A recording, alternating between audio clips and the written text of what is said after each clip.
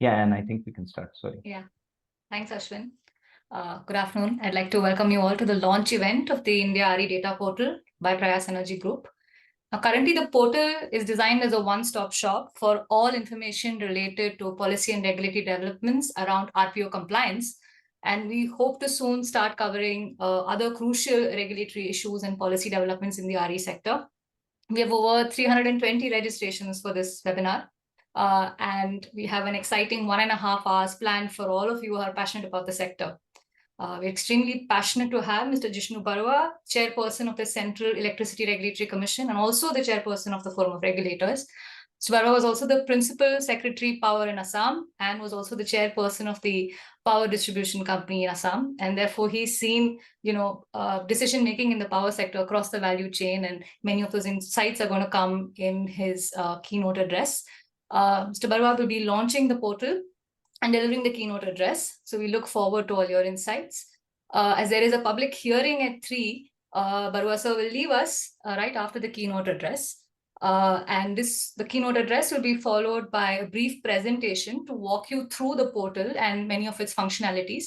And this will be followed by a panel discussion, and we have an esteemed panel with a rich and varied experience in that session.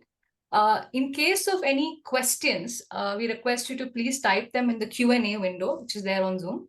My colleagues will answer any clarificatory questions in the window itself, and questions of a broader nature will be collated, collected, and taken up in the discussions itself. Please do note that the session is being recorded. And with that, I ask Ashwin to take over. Thanks. Thank you so much, Anne, for those welcome remarks. And thank you once again, Barua sir, for agreeing to our request. I'll just share screen now.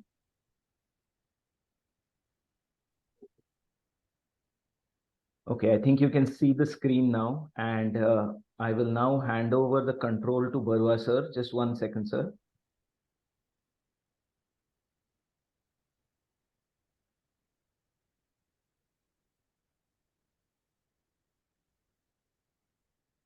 So I think you will have control now.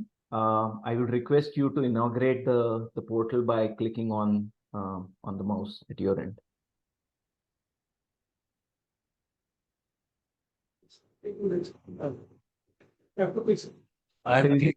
Yeah. Oh, that's it, sir. Thank you so much, sir, for launching this. I'll just take back control. Just 1 minute, sir.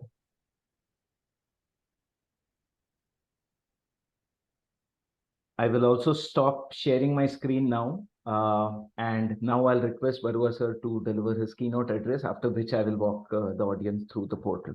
Thank you so much, sir. Respected participants and distinguished members of Prayas Group, I'm extremely delighted to be able to participate in the launch of India-RE data portal, which has been devised and uploaded by Prayas Energy Group. Friends, as you are aware, that the government of India has set a target of increasing non-fossil fuel power capacity to 500 gigawatt by 2030. Keeping this target in sight, the installed capacity of renewable energy has touched 177 gigawatt by the end of July 2023. Of course, this includes about 40 odd gigawatt generated by hydropower. The welcome and news is that over the years, we have noted that tariff discovered through competitive bidding process for wind and solar, more so in the last decade or so, has declined significantly. And today it is around 2.50 rupees to 3 rupees per kilowatt hour. And this has certainly boosted the RD sector in the country. These RE tariffs, I may add, are not only the lowest generation tariffs for any resource in India, but are also one of the lowest RE tariffs in the world. The Section 86(1) of the Electricity Act 2003 mandates that the state electricity regulatory commissions have to set RPO targets. This has been done to promote RE sources, and this has been the driving force behind RE deployment. However, many state DISCOMs have not shown that much of alacrity in achieving the RE targets. In July 2022, the Ministry of Power itself has specified the RPO trajectory from the year 2021 to 2029-30. This ambitious RPO trajectory of achieving 43.3% renewable energy target by 2030 and a new energy storage obligation of 4% by 2030 has been introduced by MOP. This recent RPO trajectory has also allowed fungibility among different types of RE sources to a very great extent. Only wind and hydro have specific RPO targets, and the rest have been clubbed together. On the issue of fungibility, the forum regulators, of which I am the chairperson, has unanimously adopted fungibility in the issue of REC. The procurement of RECs could therefore be utilized to fulfill the RPO for meeting both solar and non-solar obligations. But as you may see from records, the state RPO targets still vary, and only few states have started aligning their targets with those proposed by the Ministry of Power. The forum of regulators in the recent past has been tasked with annual monitoring of RPO compliances by obligated entities under the new FOR rules. The RPO targets apply to open access and captive consumers as well. It's not necessarily only DISCOMs, but also such open access and captive consumers also. However, tracking and monitoring of RPO compliances for these obligated entities have been far more difficult than tracking and monitoring the performance of DISCOMs, because the relevant information is not readily available. There are two major aspects regarding the poor compliance of RPO at the state level. Firstly, despite the presence of state regulations and central guidelines, the monitoring and reporting of RPO compliance or compliances has been irregular and poor, leading to a backlog of shortfall in meeting targets. And secondly, as we move to higher RE shares, there are issues and concerns relating to RE integration and grid stability. RPO is still a major driver for RE deployment, and it is crucial that we understand the systemic issues which have led to poor compliance and collectively address these challenges in order to translate our ambitions into action. You are aware that the proposed amendments to the Electricity Act includes strong penalties for non-compliance. Therefore, over and above such penalties, the accelerated adoption of energy storage, mainstreaming of demand-side measures, load shifting incentives via RE cognizant time of day tariffs will be crucial for achieving the RE targets. Considering the above issues, I congratulate the Prayas Energy Group for having developed a portal to better understand the RPO framework and the compliance status by various DISCOMs across states. This database portal will become a crucial tool for the state electricity regulatory commissions to audit RPO compliances and will enhance the transparency in the effective compliance of RPO process. Therefore, a monitoring and feedback mechanism to assess the RPO compliance for effectively pursuing with the states and UTs has been and is the need of the hour.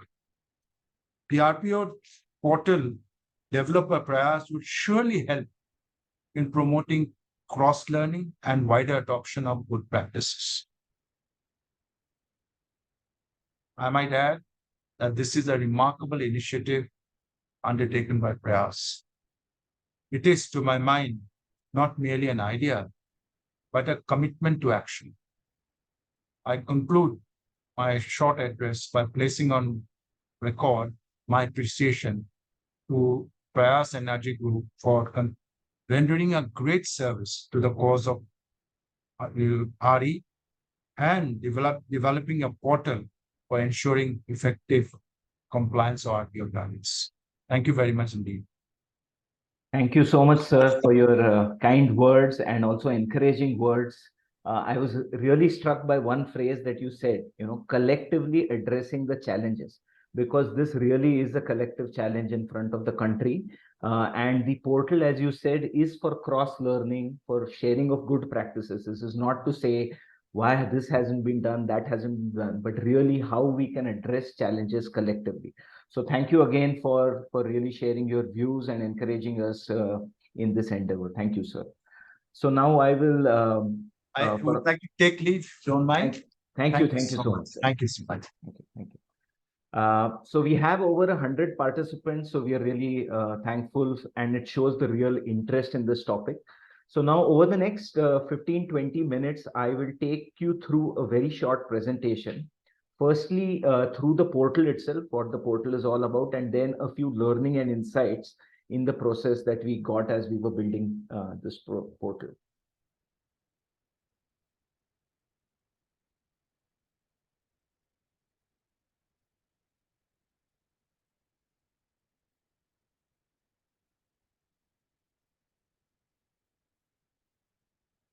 This one's okay. So the first and foremost questions, what is the objective and the motivation? As sir has already mentioned a few of them, but as is obvious, the RE targets are very ambitious in nature, and RPO has been the key driver. However, on the flip side, a very comprehensive compliance monitoring data availability is not there in the public domain. It's not as if it's totally not there, but it's quite weak. It is not in one central place, and it is not consistent for all years. So that is the real space that we are trying to fill in. So what this portal really allows users is to access all this information in one place, as my colleague Anne also mentioned. So you are able to download the original documents, you're able to look at the summaries of these documents, you're able to share these visualizations and graphs, and you can even compare regulations across very specific provisions and attributes. The second is to get a deeper understanding of the RPO framework, because the RPO framework is starting with the regulations and the targets, and then it moves on to the compliance verification process. And for that, we have built a series of insightful visualizations, which allows you to compare over time, compare over distribution companies, compare over types of RPO, so on and so forth. And this is also at a time when sir was mentioning the RPO framework is undergoing a significant change. So you have a guiding target from the Ministry of Power. There are new categories of RPO. So till now, we only had solar and non-solar. But now going ahead, you have a hydro target, a new wind target, and you also have a storage target. You also have instruments in the power exchanges, green markets, which one of the panelists will surely talk about. So this is essentially the whole purpose of the portal.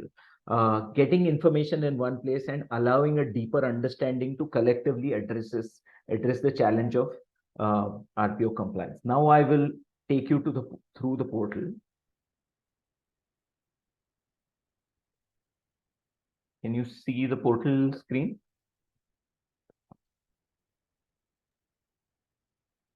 Not yet, Ashwin. Yeah. Yes, go ahead. Right. So there are three parts of this portal. On the left is the regulation summaries. In the middle is the regulation visualization. And on the extreme right is the compliance visualization. So I'll take you through all three. So the first part is the regulation summary. So what does this section allow you? It allows you to download and read the regulations and the summaries, compare regulations across states, compare even older regulations from the same state. And this facility will be added over time. We're still in the process of working on this. And download all these documents. So for example, right now you can select a state. Let's say we have selected Maharashtra, and then the effective regulation as on date is this 2019 December regulation 1 RPO. And then for this regulation, there is a summary created by the team where there are 6 or 7 categories like general, target related categories, data reporting categories, compliance, carry forward, penalty, and incentive. So these are the categories under which the regulation has been summarized. And under each category, there are several attributes, composite RPO, definitions, so on and so forth. So let's say I want to see fungibility. So I can see that the clause number is mentioned and the provisos are mentioned. And it says whether fungibility is allowed and if allowed, in which manner. Or you can, if you want to look at, say, penalty. So there are penalties for data reporting. Then there is the whole penalty structure in Maharashtra, which is quite unique because there is a 10 paise penalty for non-compliance and a 25 paise incentive for over-compliance over the MOP target. So one can look at very, very specific parts of the regulation and not be, overwhelmed by a very long regulation. The second thing that this section allows you is to compare regulations. So you hit the compare button, and let's say you want to compare with, say, Rajasthan, for example. So then the effective regulation in Rajasthan is the new regulation, but which is coming in force from 24-25. So you also have a series of older regulations. So you can click on the ones which are in force today. And Rajasthan is unique in this context because 2 or 3 regulations are in force in one place, and different elements of the RPO framework are specified in different regulations. So you can select any regulation and then compare one or the other attribute across different states. So again, I won't go into the detail of any substantive nature, but this is really to show that you can compare regulations, compare sub-attributes, and finally you can also, there's a share button. So you can share this via email or social media, or just copy this link and share it where you want. So this is the first part of the portal, which is just looking at the regulation document, its summaries, and various attributes. Now, the second thing that we have done is in the second tab, which is the regulation visualization. So what we have taken is 8 broad parameters under the RPO framework and made some visualizations to, look at a glance, what is the picture across states on this one particular dimension. So the first graph is, shows which are these 8 dimensions. So, it's around net consumption, fungibility, penalty, carry forward, hydropower obligation, large hydro as RE, energy storage, and captive. And I'll just show you 1 or 2 examples. Let's say you want to look at the carry forward visualization. So you can go down and you can look at these 3 lines. So you can again go to the main page, and then the graph you want to look at. Let's say you want to look at carry forward. So in one visualization across the country, you can see that there are 4 or 5 categories. So states that allow carry forward of shortfall, allow carry forward of surplus, or carry forward of both the things, or states which don't allow carry forward at all, or states where the carry forward provision has not been mentioned in the regulations at all. So we are not clear whether they allow or don't allow. So you can see the green ones, Rajasthan, Punjab, Maharashtra, allow for carry forward of shortfall and surplus. There are some states which only allow for shortfall carry forward, but not surplus. And interestingly, there's some states like Karnataka which allow only the surplus to be carried, because Karnataka is unique in the case that they have RPO over compliance. So this is how you can compare. And here is the list of states. If you hover your mouse on any one state, you can look at the details that, carry forward is allowed for Arunachal, and which is the regulation, and which is even the clause number under which this carry forward has been specified in this particular regulation. So you can, let's say, look at Chhattisgarh. There are 3 or 4 clauses, 7.3, 8.3, and the 5th proviso under 9.1. So you can look at the level of detail that the team has put together in terms of really disaggregating each and every provision, and then tagging a clause number to it, adding a reference regulation to it. So for anyone wanting to really analyze the sector and go into the details of any particular provision, any particular state, how the provisions have changed over time in the same state, all that analysis is now possible. So this is one of the graphs that is carry forward. Another graph could be visualization, could be maybe on penalty or fungibility. Fungibility is also very interesting. Barua sir talked about the FOR recommendation in this regard. So you will see that most states allow for fungibility, but there are some particular states where fungibility is not allowed. And there are also some states where particular kinds of fungibility. So if you look at Uttarakhand, so you have fungibility with the other RPO category to HPO and wind, and from wind to HPO and vice versa. But some other kinds of fungibility may not be allowed. So this state has very clear and precise ways in which fungibility is allowed. And probably in other states, there are other conditions. Like Rajasthan is saying only when you meet 80% of the RPO, only then fungibility is allowed. Or let's say Gujarat, there are some conditions. Maharashtra, it is only allowed up to 15% of the total RPO targets. But if RECs are purchased, that kind of fungibility is not allowed. So you can see that from this one visualization, one can really compare across states and see the depth of difference and similarities across states.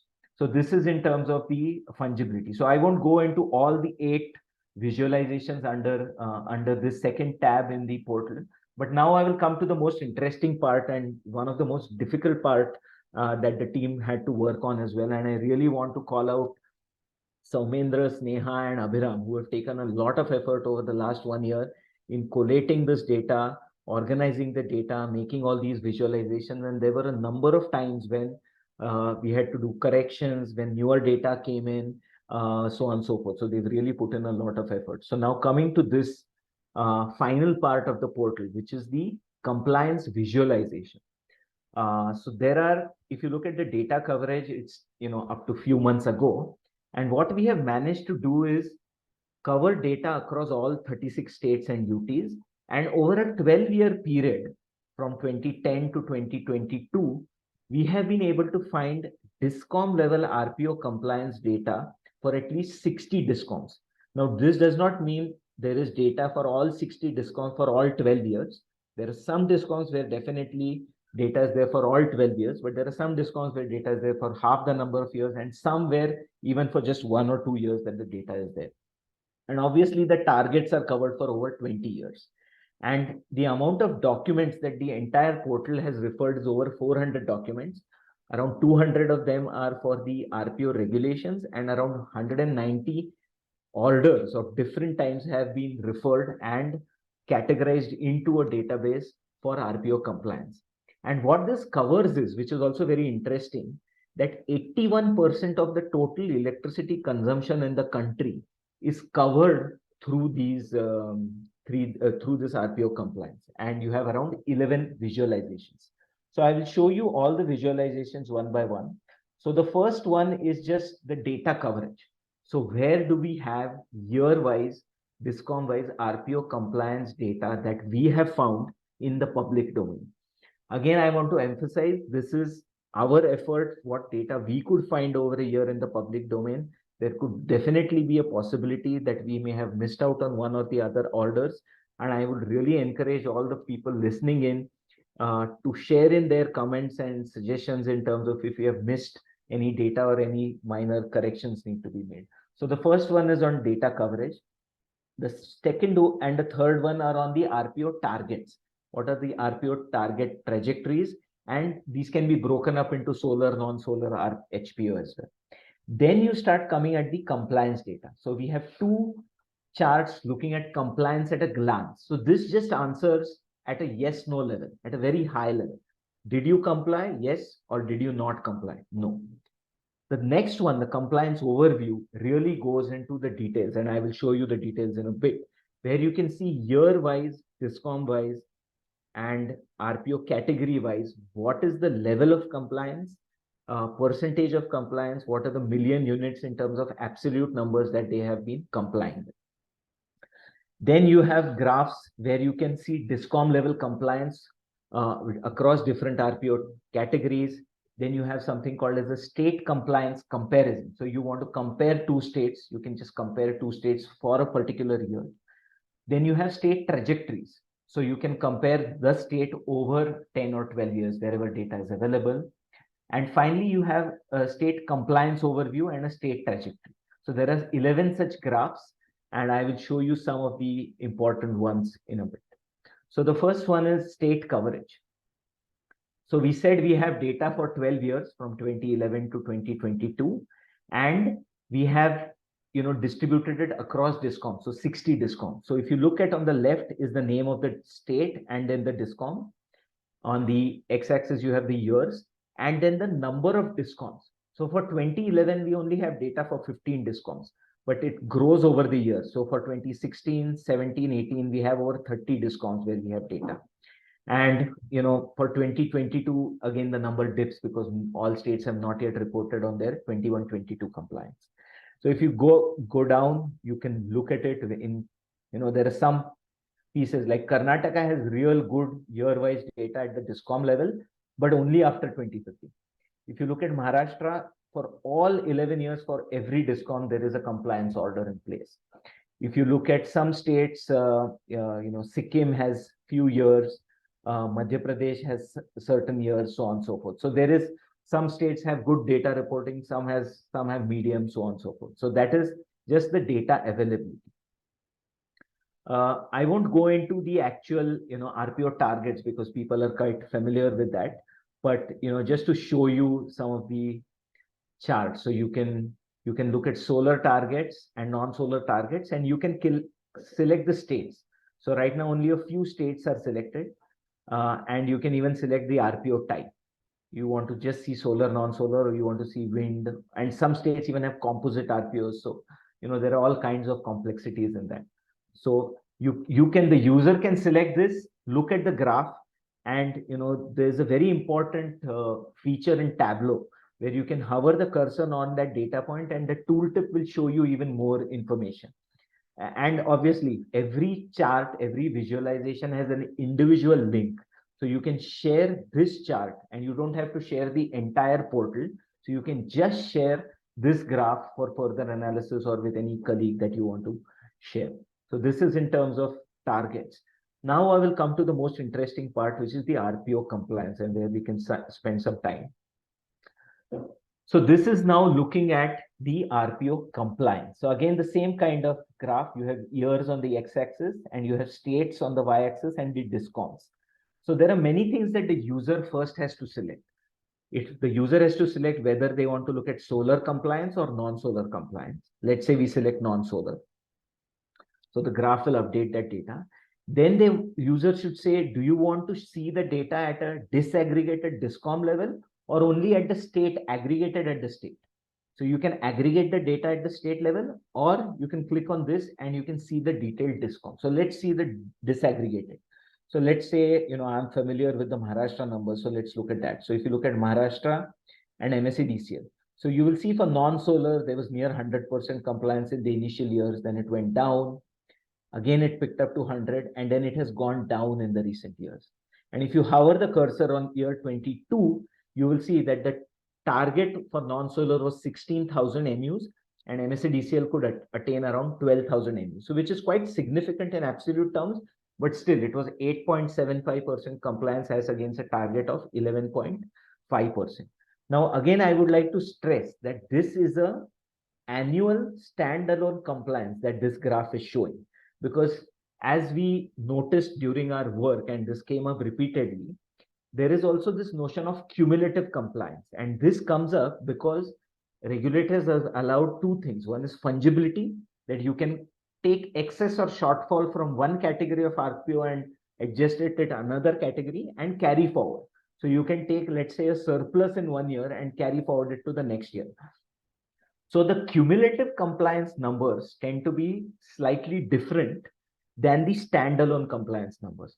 And we have noticed when we were trying to do the cumulative compliance alliances, which is a work in progress, that every state, nearly every state, has a very different way of approaching cumulative numbers. So some have allowed carry forward, some have allowed fungibility.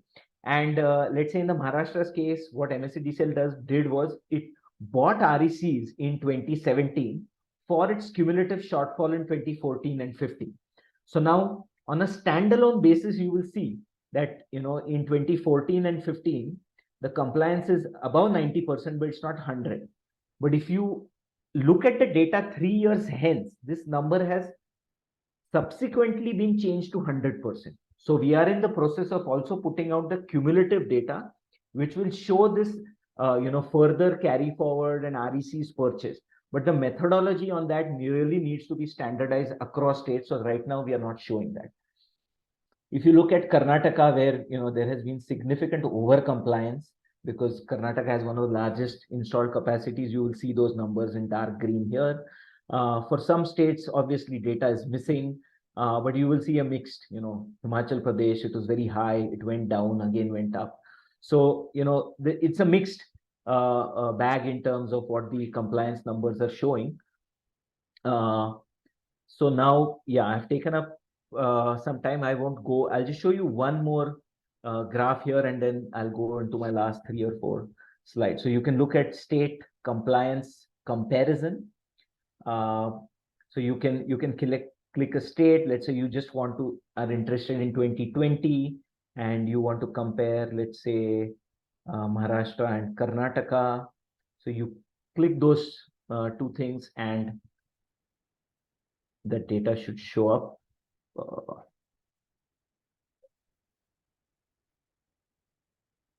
I don't know why okay, right now, okay, some lag. So let's say, so now you have Karnataka, Maharashtra, FY22, and you will see on the left side, there are million units, so the absolute number and the percentage number. So Maharashtra, you can see 13,000 MUs at Maharashtra level were procured, where the target was 18,000 MUs. And immediately on the right side, you can see the breakup of, the 4 DISCOMs within Maharashtra, and then the compliance number. So you have the state comparison and the DISCOM level comparison. So this is really a very rich and interactive visualization, and I really urge the participants to play with it, see different types of slicing and dicing that we have given in the data, and even give us feedback. So now I'm going to stop sharing in terms of the walkthrough, in terms of the portal, and quickly in 5 to 10 minutes, show you some of the learnings that we have in terms of, the learnings that we got in terms of the portal, right? So, the objective of the portal was done. So what were the learnings and insights? So one is, firstly, in terms of the regulations themselves. We have seen that as the regulatory framework and the RPO framework is changing, there are different ways in which states have responded.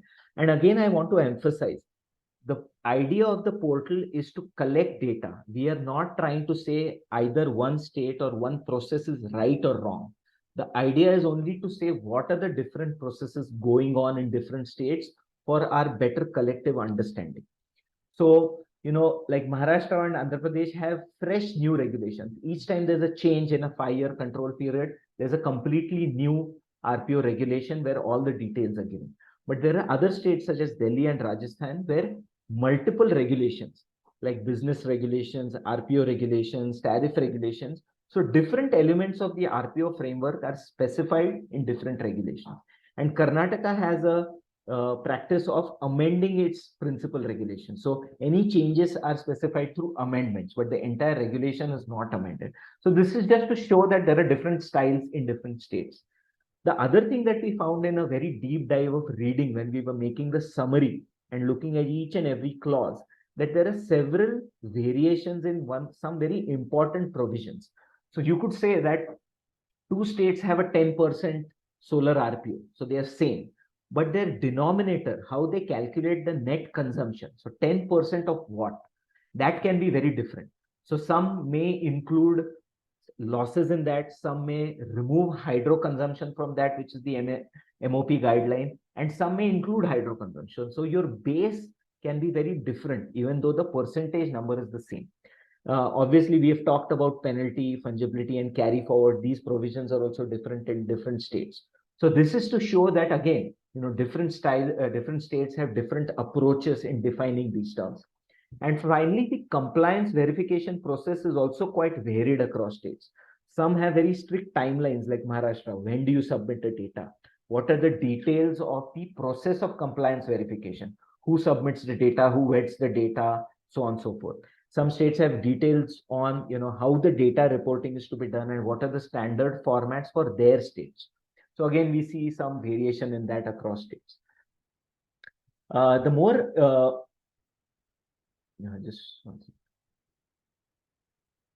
interesting part is in terms of the data availability. As I said, we could find data over 12 years for 60 DISCOMs in the public domain. And we had shared our initial analysis at the Forum of Regulators, and we had written to all states. So some states, 4 states, Chhattisgarh, AP, Himachal, and Madhya Pradesh, were kind enough to actually share the data in response to our queries where we could update this database.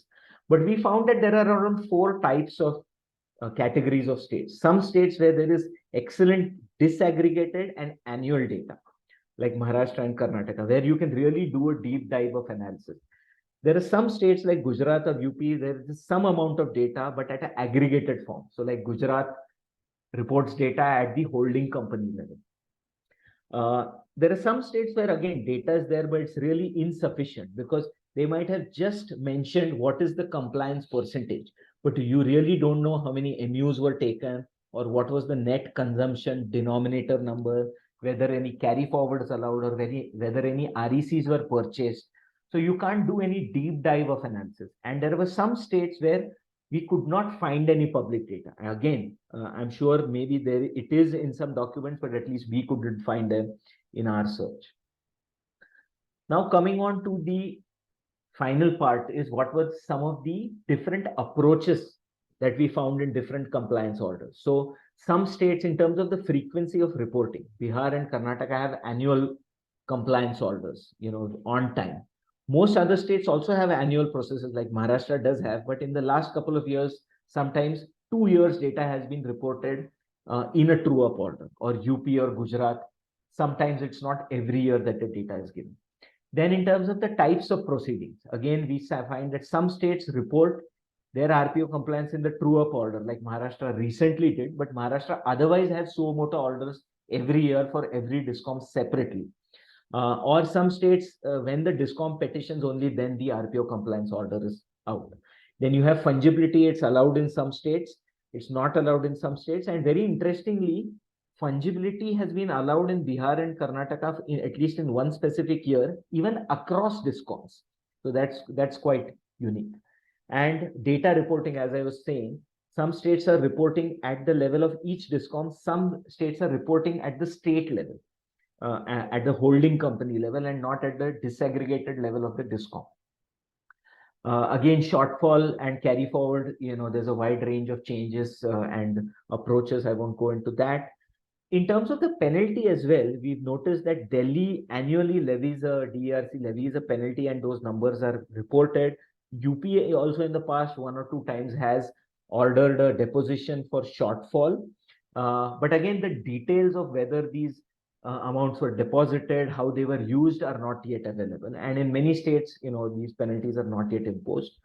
Other thing that Gujarat and Maharashtra are slightly different is what Gujarat does is the compliance targets are revised based on the weighted average RE procurement.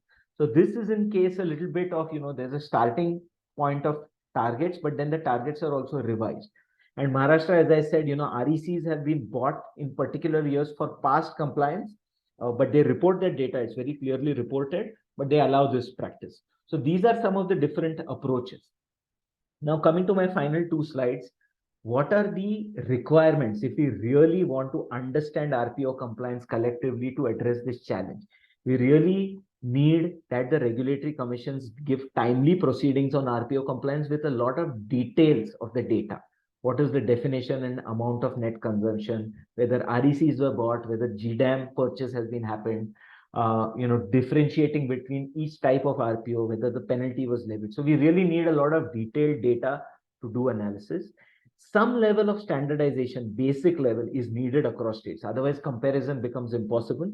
But this is not to say that there is one silver bullet, one standard format for all states. You have to have room for flexibility and innovation with states, because each state is unique in terms of their historical progress, their RE resource mix, their consumer mix, so on and so forth. And maybe FOR can take some lead in this and give revised RPO, model regulation. And finally, in terms of next steps for us, what you can expect as users from Prayas, we will definitely be putting out older regulations as well. Right now, the portal only has what are the existing in-force regulations. We will also put in older regulations which have been repeated and even consolidated regulations. So states where 2 or 3 regulations are in force, we will also consolidate that. We will put forward the cumulative compliance analysis and the carry forward analysis as well. And finally, as people who have been using Prayas's data, we are now shifting to this new portal, India-REDP.org, and our existing RE data portal, which has data on RE capacity, generation, prices, all that we will port to this new site. We will also obviously not restrict to that, but also have new data visualizations and also analysis of other RE regulations like green open access, forecasting and scheduling regulations. So a lot is there for our team, and they've planned and working on that in the coming months. And I really hope that the users use this and give us feedback on how we can improve and make it better for the others. So with that, I will stop the presentation. And great. So we have around 45 minutes to 50 minutes for the panel discussion. And unfortunately, one of the panelists, Mr. Chintan Shah, is not able to join us because of some last minute exigencies. But we have Mr. Mukesh Khullar, who was the ex-regulator in MERC and also the Energy Secretary in Maharashtra, under which a lot of pioneering initiatives in Maharashtra, especially the solar feeder, which is a model for all states, and Kusum scheme in India was done at his time when he was the Energy Secretary. And we also have Mr. Rohit Bajaj, who's the Senior VP at IEX. Thank you, sir, for joining. He will also be sharing his rich experience, and under his, when he was the, he still continues to be the strategy head, the whole concept of GDAM and GTAM, which is, I think, very unique in the whole, in most countries, we haven't seen that. This is really very unique. So we are really very, very happy that you have joined, and we are really looking to forward to your comments. So may I first begin with requesting Mr. Khullar to make his opening comments for around 5 minutes, and then come to Mr. Bajaj, and then a few rounds of questions. So over to you, Mr. Khullar. Thank you, Mr. Ashwin. And thank you for inviting me to this webinar. Since I'm a past member of MERC or ERC, so there's a time lag since we were actually implementing, and now for the status in terms of RE development, how it is happening in the country. So it's very useful presentation which you have made, Mr. Gambhir. And also my congratulations to Prayas Energy Group for coming out with an all India picture, for states on different parameters on which we could compare and come to some conclusions as to RE promotion in different states. I'll not take too much time here, because my basic purpose here is to come and learn and to see, to get updated and to respond in case there is any question from any participants about any issues which bothers them, in terms of why regulator is not doing what is desired in terms of more active promotion of RE. I've got a few points which I'd like to flag here. One is that the graph which you particularly had shown on compliance in terms of MUs. So that compliance in a generic tariff normally is also a factor of generation efficiencies. So many a time those numbers, we can't really blame DISCOMs when they have done their installed capacity against some assumed number of CUF. And so that requires some correction or some normalizing, or I don't know in what manner. One particular thought which comes to my mind is to build capacity of state level agencies like MEDA in case of Maharashtra, where they could also be in close contact with the O&M operators or OEMs generally, which are installing particularly wind generating stations in different places. So that additional level of data which comes when we are verifying RPO compliance at the ERC level could also be an input where then you get some triangulation and we can come to some conclusion about the realistic picture where these numbers are coming. Since you said 81% of the total net consumption is covered in these graphs, I would also like to know thoughts which are occurring to me is what is happening behind the meter. So what are those numbers, and what is that generation which is also needs to be tagged in terms of state level? If our entire focus is that RE has lowered the tariffs, in recent times it is much affordable in terms of easy promotion. Why do we need mandates is a different issue then when it is commercially more viable.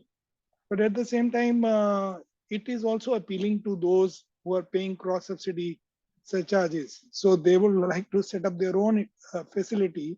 And to some extent, if it is behind the meter, I don't know how do we track that. And so that is one point.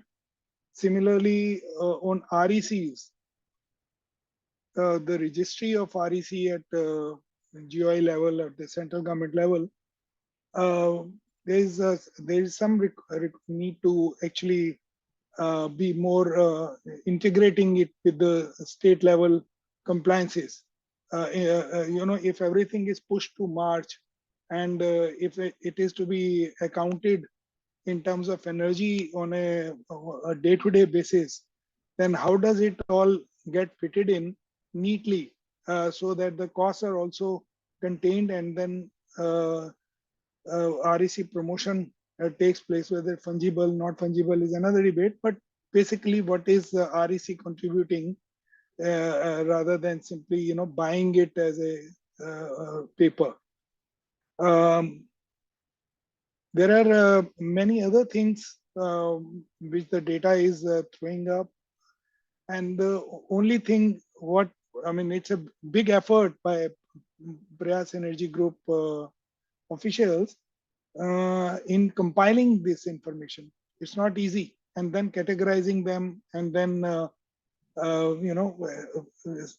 like we do it in regulations, provided this, provided further, and so like that. There are several subject to things here. So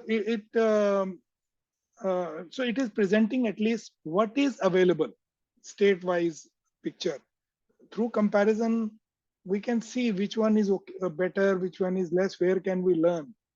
But then, why people are not doing it, or why people a certain regulator is doing in a particular manner, are the questions which probably would require some more studies based on the data which is now coming out. This such kind of data was, I think, available earlier also. Either PFC or IEX, somebody was doing it on behalf of DFID or USAID for FOR.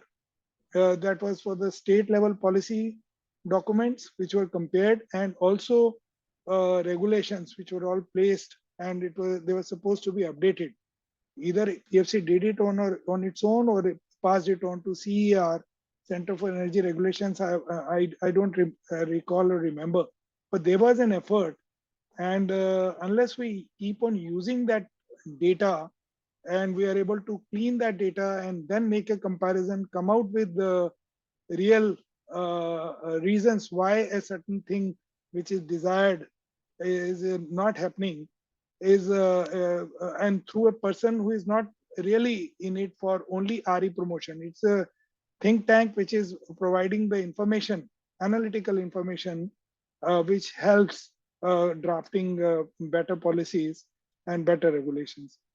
So I think I'll stop here. There are a lot of things which the information which you have put together, which is which will require time to assimilate, and then come back with more queries. Only thing is that it's wonderful to see that it is available in a downloadable format, so you can have this data for analysis at your end, all the stakeholders, and plus sharing of that information quickly is something which is going to be extremely useful in conveying a point much more powerfully. So my compliments to PEG once again, and thank you for this opportunity to be here as part of this webinar. Thank you so much, sir. And we'll come back to you with more questions. And thank you for raising some very pertinent points. We'll respond to some of them in due course as well. Over to you, Mr. Bajaj. Thanks, Ashwin. Am I audible? Thanks. So, heartiest congratulations to Prayas Energy Group for this development.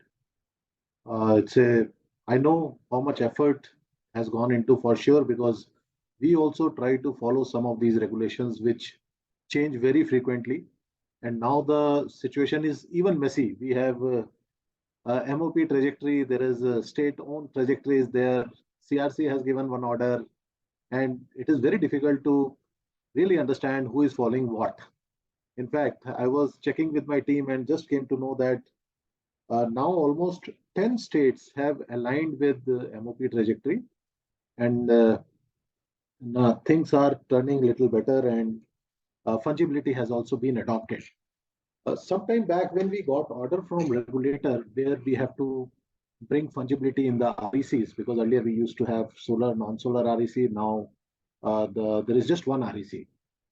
Then there was a lot of confusion in the market where people were trying to, they were buying and then they were going to the regulator, and where they were facing a lot of challenges.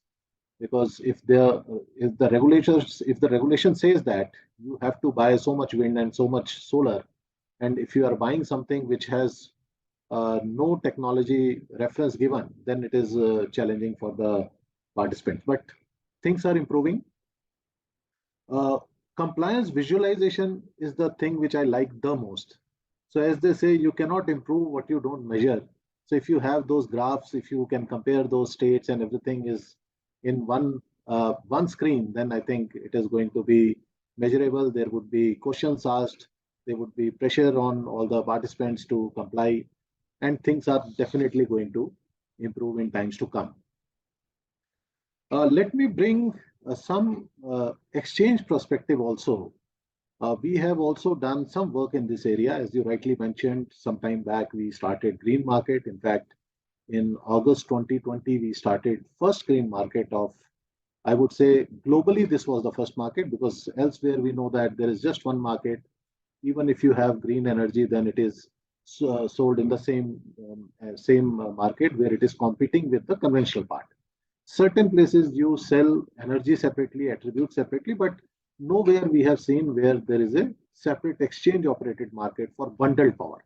So this is something which we started in August 2020. First was green, and subsequently next year, October 2021, we introduced green day-ahead market. Both these markets are operational. 2012, we started REC. We have come a long way. Initially started with non-solar first, then solar. And we have seen ups and downs. We have seen certain years where compliance level increased. You are sharing with us one time series data of Maharashtra, where in certain cases they did more than 100%, close to 100%. Those were the time they were buying massively from exchange markets and then buying REC to fulfill their RPO obligation. And subsequently, after COVID, again, we have seen almost all the states, they stopped buying. Today, if you ask me in last 3 years or 2 years, the buying done by REC buying done was only either by individuals, the captive consumers, or it is done by some of the private DISCOMs. Various places we have seen they have got some extension, the rollover has happened, and the inventory is building up. We have close to 2 crore inventory now.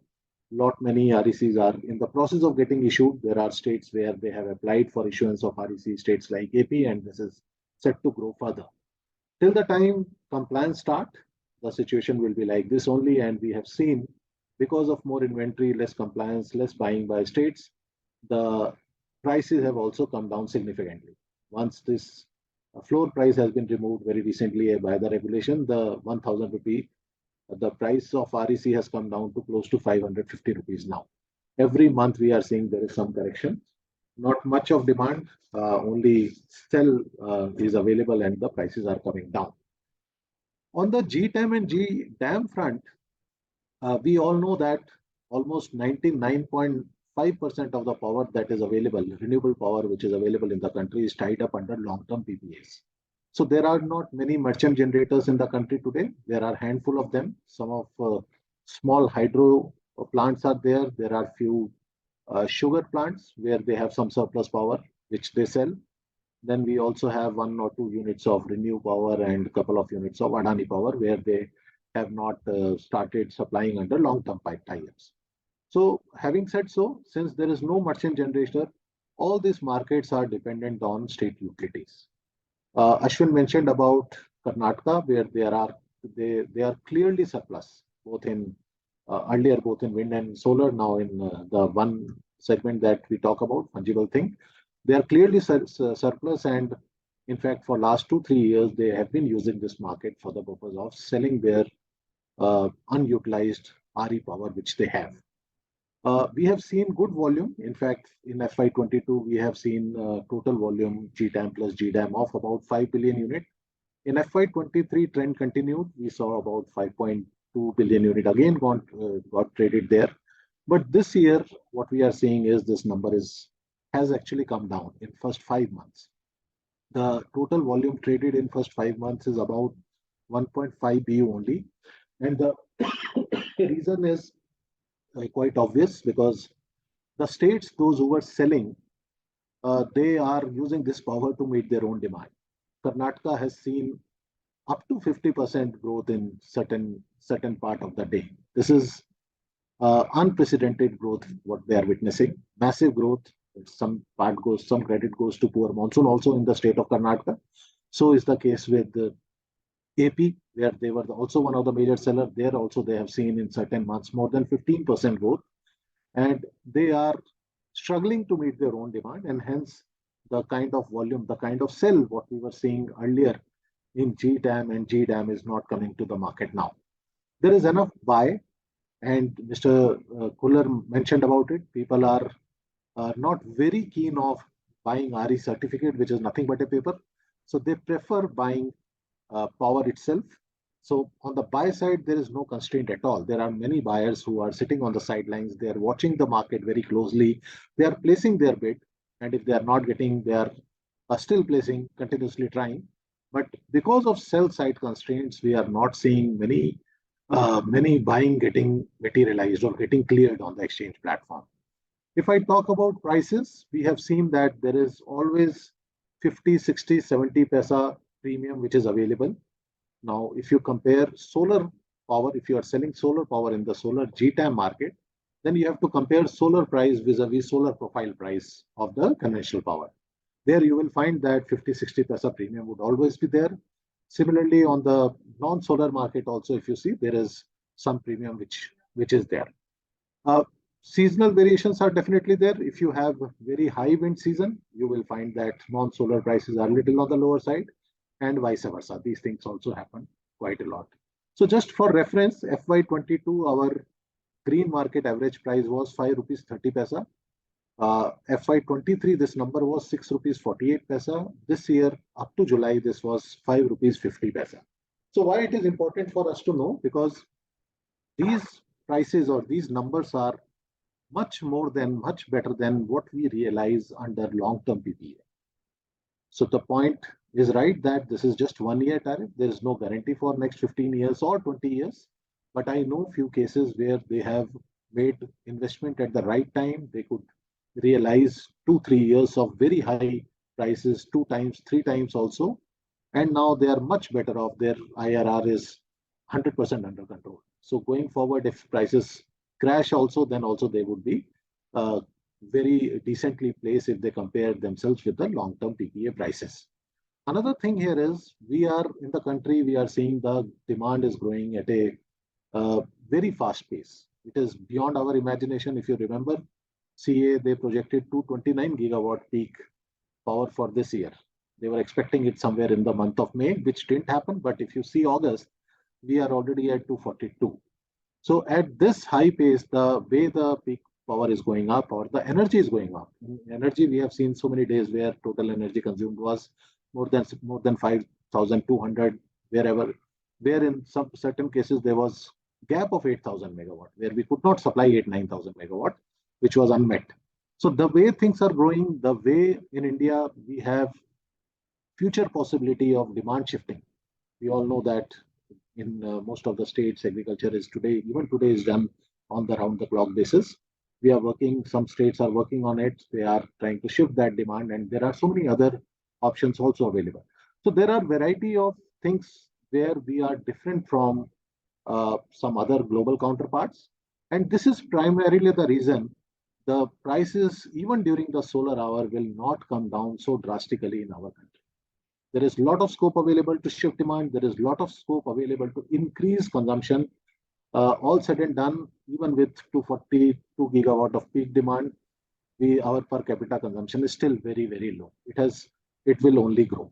So where you have so much growth potential available, we have to see it little differently from how others are seeing, which means that if you want to place some or create some merchant capacity in the country, you can be much better off how things are looking today. And suppose there is some pressure on the prices going forward during the solar hours, by that time, a lot of new technologies would also be available. You should be in a position to use storage technology to shift this generation during the peak hours, and all those things would also be possible. So I think with this, I hand over it to Ashwin. Yeah. And then any questions we can take up later. Right. Thank you so much for that excellent overview of the market side of renewable energy and what are the upcoming things on merchant side as well. Just reflecting a little bit on what Mr. Khullar said, I was just looking at some of the Maharashtra orders. You were saying behind a meter to the reported, but Maharashtra in fact has gone ahead and even reported some off-grid solar pump data, which has been allowed for RPO compliance. So the level of details in terms of reporting really matters. Because only then we can see that what is coming from REC, what is coming from GDAM, what is coming from off-grid, what is coming from behind the meter, what is coming. There is also banking arrangements that states have between themselves. So really data is very, very important. I agree. And as Mr. Bajaj also said, power is much better than just paper. And as Mr. Khullar also pointed at, having just one end of March compliance also makes it more difficult. Just coming back to you, sir, Mr. Khullar, couple of things as an ex-regulator, and as Mr. Barua also said, what are the broad challenges in really getting RPO compliance, further up, and not just for the DISCOMs, but also for we haven't talked about CNI consumers at all, because the same 25% RPO and 43% RPO will also apply to captive and open access consumers. So the data reporting, if it's for DISCOMs is difficult, for CNI consumers is even one step ahead. So what do you see as the broad challenges in really getting, this compliance much higher?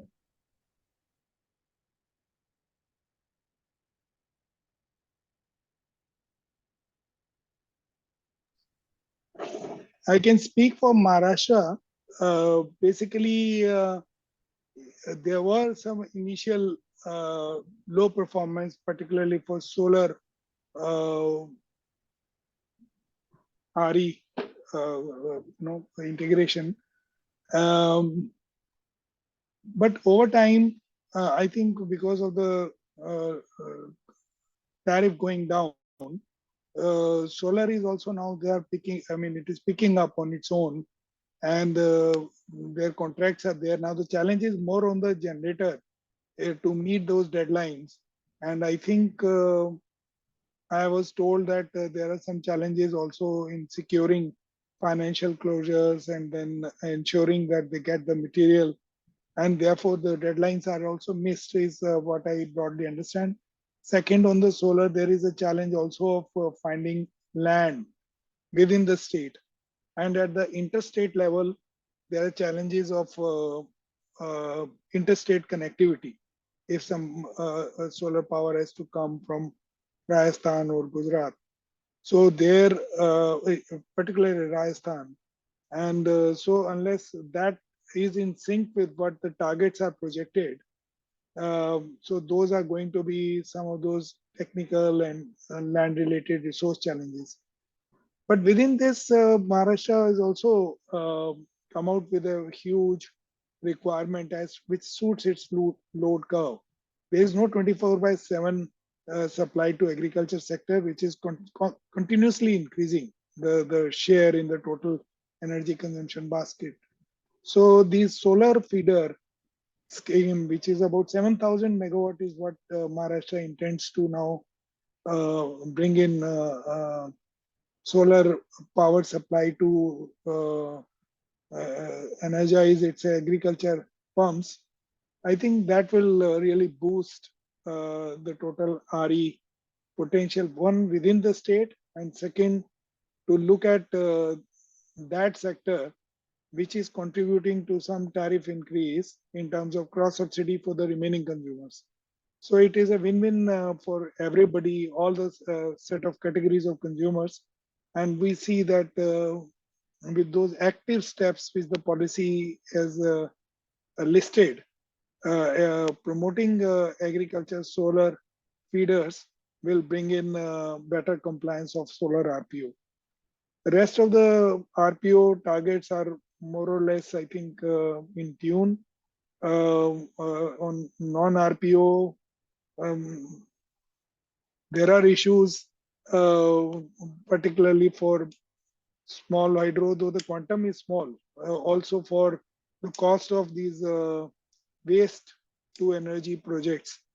Now, all of these are going to be burdened, is felt as a burden on the MSEDCL consumers, whereas all the city DISCOMs also need to share that burden somewhere. So some mechanism needs to be developed to facilitate, some kind of an equitable distribution. And so I guess with these challenges relating to land availability and interstate transmission constraint, if they are addressed and they are getting addressed, RPO compliance will be on track. Right. Thank you, sir. I'll come back to you with some more later. Mr. Bajaj, one question, a couple of questions from the audience. One is, you talked about GDAM or GTAM, but the volumes are quite low. So does this really capture the ability or willingness of the market to pay those rates? And the other question is, if this, you talked about some merchant capacity looking at these higher rates, but why isn't this growing even stronger, or why is there hesitancy for storage to even come up on market principles? Like you're saying, given that, it's hitting 10 rupees and 12 rupees every day for the whole year at those peak periods, would storage make sense on market principles if you can look at those prices for even 3-4 years? Is that possible?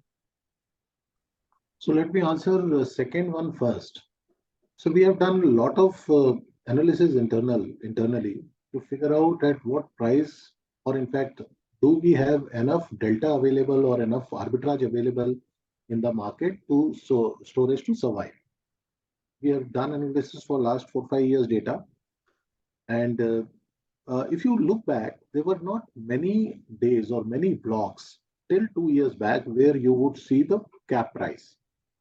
The prices high price used to be around 6-7 rupees, 6 rupees, and then the lower price used to be around 2-2.5 rupees. This is what trend we have been following for last 3-4. Leave aside these 2 years before that. Suddenly, what happened? There was a peak demand surge in the country, and we started to see high prices during the peak hour, and then 12 rupee cap was introduced. So this was introduced last year, and this year, April, now the 10 rupee cap has been introduced. So if you see, on an average, you can easily realize 10 rupees now from the market during the peak hours. That is always available. And if you look at the lower side of the prices, that is around 3 rupees on an average during the peak months I'm talking about. So 10 minus 3, 7 rupee delta is available, which you can easily get from the market. You will easily get 3-4 hours where, and it would vary. Somewhere you will find these hours in the night hours during the winter time. Somewhere you will find these hours on the early morning hours. Depending on the seasonality, the lower price hours will keep on moving. Generally, the peak prices are always same. It is during the evening hours. So this delta is not enough today for creation of storage capacity in the country. So one thing which is bothering us is, and second thing is, to counter this or to deal with this problem, government recently introduced a new market. In fact, we have introduced a new market, which is called high price day ahead market. In high price day ahead market, cap for the technologies which can participate there is 20 rupees. Now, who is allowed there? Imported coal-based plant can participate, gas can participate, and battery storage can participate. But again, the problem is that is illiquid market now. The market will take some time to develop, and once you have that sort of liquidity there, then 20 rupees cap is a very good price. Suppose you start to get 16, 17, 18 rupees during the peak hour. And then if you are able to charge that battery at 5-6 rupees price again buying from the market, then the arbitrage would be available, and it will definitely make case for the battery to come. So in terms of market framework, yes, we are in the right place. There is a framework available where battery storage can participate, and then potentially they can take advantage of the arbitrage. But on the liquidity side, the conventional market is liquid, high price market is illiquid. Hence, we have to wait for some more time, and then we can talk about that. Historically, also, what we did for 2-3 years, there is a very limited case for battery storage. Across the year, you cannot use, because earlier the variation in the prices were not so high because of COVID also, and before COVID, it was surplus capacity which was there in the country. So that sort of arbitrage was not available. I think this is what I want to say on the second part. First part, it is about creation GDAM and merchant capacity, right? Yeah, just that the volumes are quite low. So Yes. Is it really reflective of the price that people are willing to pay? Yes. So you are right in saying so. Volumes are quite low. Doing 5 billion unit in a year is nothing.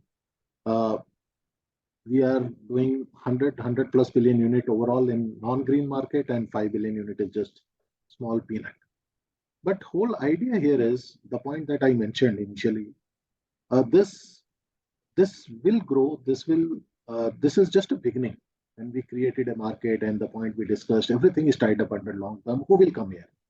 Only those who have surplus, only those who are meeting their annual commitment. If they still have something, they can come here, and then the states can come here. And in fact, between first and second year, we saw close to 200% growth. In FY21, volume was very meager, and FY22, we could do immediately 5 billion units, because the participating states, those who were dispatching their surplus power, they had huge quantum available, and their demand was in check.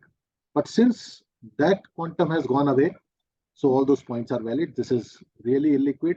And see, the price reference that we are talking about, it has nothing to do with the small quantum which is there in the green market. When we say price of the green market is 5.5 rupee, you will always find that there is 50-60% delta, which always would be available. Some premium would be there. So the price reference people are taking from the liquid market, which is day-ahead market or real-time market, which is about 7% of the total electricity that is getting consumed in the country. Though it is also small, but not that small. Today, it has started giving decent signal in the market. And now we know that since shortage is there, it is continuously at 10 rupee level. So let us not mix price signal, take reference of only green market price signal. It is the total market price signal. And here the signal is also coming from deep transactions which are happening. In fact, it is coming from the 15% of the power which is getting traded under short-term market. So actually signal is coming from that. So it is a meaningful one. Right. Thank you, Mr. Bajaj. Back to you, sir. Sir, the other idea that people have been talking, and some states, Mr. Kuller, have done this, is this composite RPO. Because as you said, there needs to be some equitable arrangement among DISCOMs in Maharashtra as well, in another example. But what we have noticed is Punjab, Andhra Pradesh, and Karnataka have just one number now, because fungibility is anyway allowed, as Mr. Bajaj said. Do you think that is a better way? Because then DISCOMs can really do their power purchase planning much more effectively, because each state's load shape, load growth, sales migration is quite different. So rather than specifying wind RPO, hydro RPO, other RPO, if you just specify one overall number, is that better for DISCOMs in terms of compliance? Most certainly, that is something which should be left to them. We shouldn't look at the, we should be technology agnostic, so long as it is renewable. So that point is very well taken. It is just that MOP has a trajectory, right, and there are earmarked numbers. So within that, we have given some flexibility, 15% to be, that is our context, just as a ad hoc number. So if there is a change, like what in the context of REC, Mr. Barua was saying, if there is a change in trajectory, I'm not updated, but certainly it is a welcome thing for the DISCOMs to have a fungible. Right, right, sir. We are similar in that outlook. Sir, one more question, especially on this Mumbai DISCOMs, as you have seen in your experience. We've noticed that the data, they were over complying for some years, but after COVID, their compliance has also gone down. But interestingly, they have and MERC has approved PPAs for them, where they will now go even beyond the 25% minimum RPO target in 2-3 years, because the amount of RE that they have contracted and signed PPAs and approved is even more than that. So is it a case that some, at least in private DISCOMs, they are even their approach towards this whole RPO compliance, because you also mentioned whether the even RPO target is needed now when the prices are so low, because some DISCOMs are actually trying to go at 35%, 40% level. So do you really feel that this is a unique case, or others will also go ahead down this route, including this whole storage obligation in the years to come? So you're right, Mumbai, particularly Adani Energy, they have done that 700 megawatt wind solar hybrid for round the clock sort of availability at a very high CUF level. So that is an indicator that it is more driven by commercial interest, which is lowering their cost of procurement, and therefore becoming more competitive, especially in a parallel distribution arena. But Mumbai also has compulsions of islanding, and therefore even if the DISCOMs desire to bring in power from outside, they are limited till the transmission system to Mumbai is strengthened.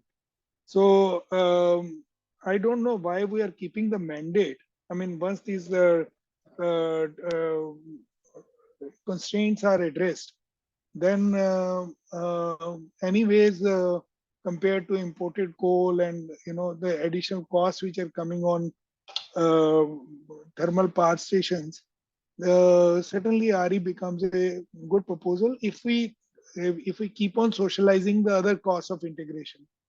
And that is a point, I don't know, sooner or later a call will have to be taken, especially for interstate transmission system, who is bearing the cost, and when can we attribute it to at the right place, whoever is generating for whatever capacity utilization of the pipe for which transmission has to take place. And plus the cost of, I'm told that DSM regime, which has now changed from frequency to non-frequency linked at the central government level, at the interstate level, regional periphery, that is regional level for the state, it is 10 times increase in the charges to the state. Now, if there is an intermittency in RE and more of this RE is going to create those difficulties, even if you have a REDSM F&S regime, somewhere one will have to now link it very closely with the regime which is operating at periphery in terms of overdraw and underdraw. And that kind of a penalty, if it is going to be 10 times the cost. And all these will require a further review in terms of real cost of RE, which is being borne, even if the target is 50%, that is assuming that the current regime will continue. Right, sir. I think that's a very important point, that what is the real cost and what are the other broader social costs, whether in terms of transmission or balancing or forecasting and deviation, where the RE generators will also have to step up and align their frameworks with the national deviation settlement framework. I'll just ask one question to Shantanu, my colleague, who's also there. As sir was saying, moving beyond this, there is a target, but there are several challenges. So beyond these penalties and incentives, what is the broader picture on how RE generation can really be enhanced, or RPO compliance can be really made more effective? I think what Mr. Khullar touched upon is very important issue, that we often keep on hearing that RE tariff has become so low, it is below 2 rupees 50 paise, around 3 rupees, whereas new coal is going to cost significantly higher, etc. But I think we need to move beyond this kind of simple comparisons in terms of cost of generation, because RE, as we all know, is also variable. There is a lot of seasonality to that. So for a system to meet its overall energy demand in a least cost manner is what we need to look at. And in that perspective, I think time has come to move beyond this annual review concept. Looking at annual compliance issues, planning for annual requirement of meeting RPO target, because we really need to look at least a 5-year horizon. DISCOMs need to really plan their power procurement portfolio, taking next 5 years consideration.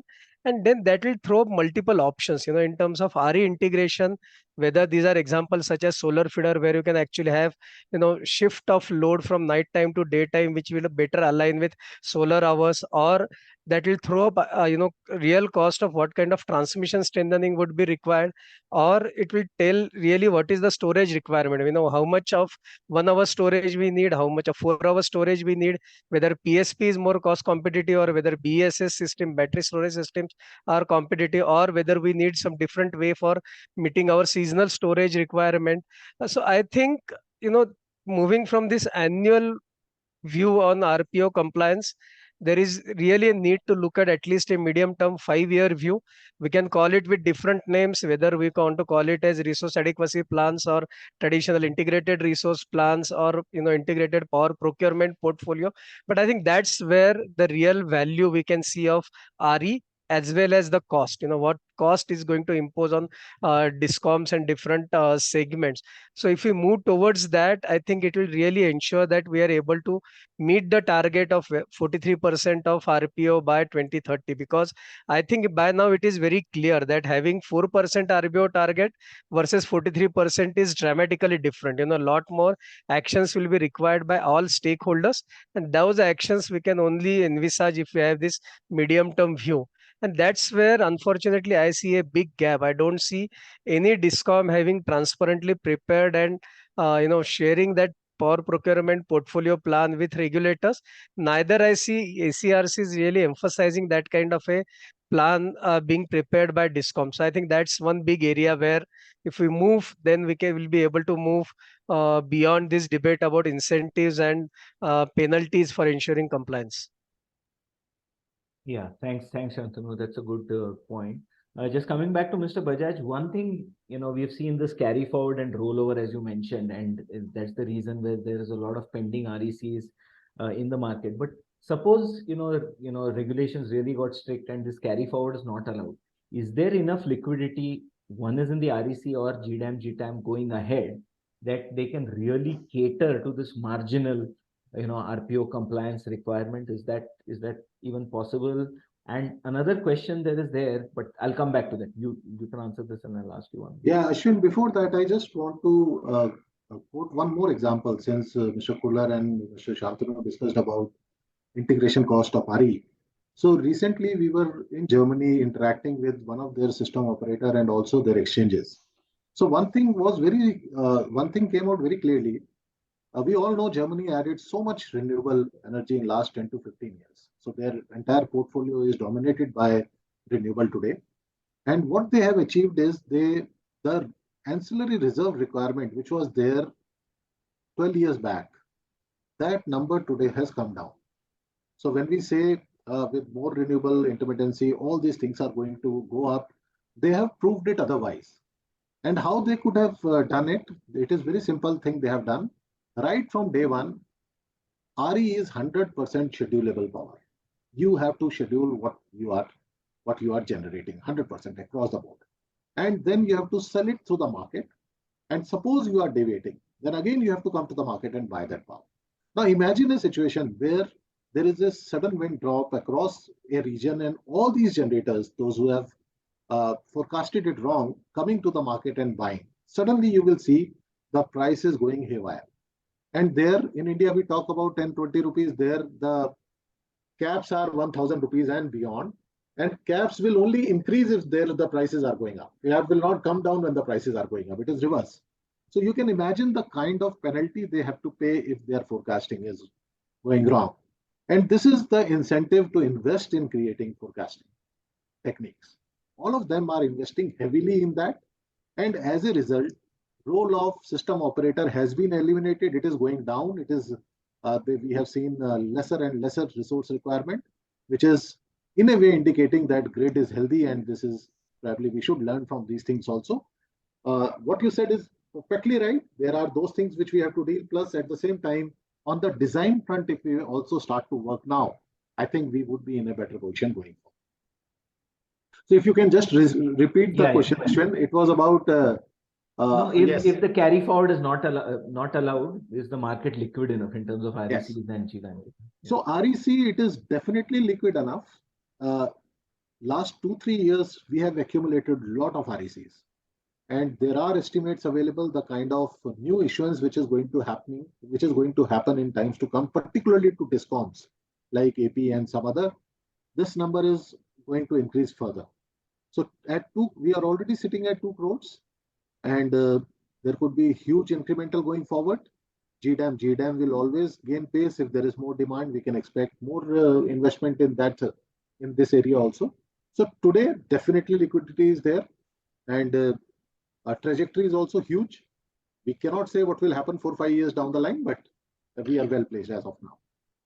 Yeah, just a couple of last questions. We are nearing 4 o'clock, so we should close as well. To you, Mr. Bajaj, there's a question on, and I don't understand this fully, but the person is asking, in addition to fungibility of REC, should we start discussions in the directions related to time tagging the REC? And he's giving an example of the EU market recently where there was consensus of guarantee of origin should be time tagged to ensure that 24/7 RE profile can be achieved.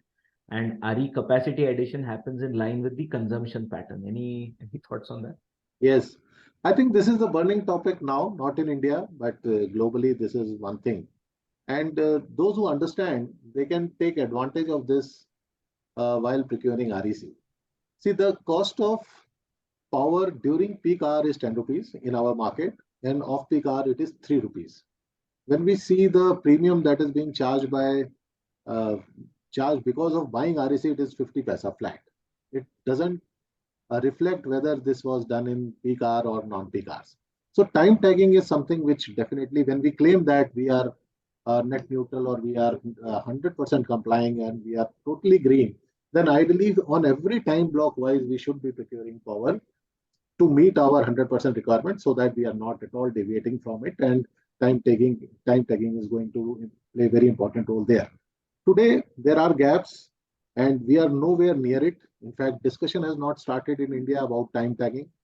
So till the time it is not there, it is very convenient for everyone to go for RPO compliance and other things. Once this will also get introduced, then things will become even difficult, number one, and costlier, because going forward, we expect that solar peak hours and non-peak or general peak hours price difference is going to only increase in times to come. So in a comfortable position now. Thanks. One final question to Shantanu, and then I'll ask all the panelists to make their concluding remarks. Shantanu, you mentioned about the system integration costs, and as Mr. Bajaj said, it is imperative that the RE guys are exposed to these whole deviation frameworks, market settlements, and they should be responsible for their own scheduling, so that the system is you can really integrate that. How do you see that panning out in India? We have forecasting and scheduling regulations, but this whole modeling based approach towards seeing whether system reliability can be ensured. You recently have this resource adequacy guidelines and other rules. Even the ancillary market has now been started by CERC. How do you see over the next few years ensuring system reliability, doing these modeling studies, but really increasing the RE share as well at the same time? Actually, that's what I was referring to when I said that we need this at least 5-year perspective in terms of planning our power procurement portfolio.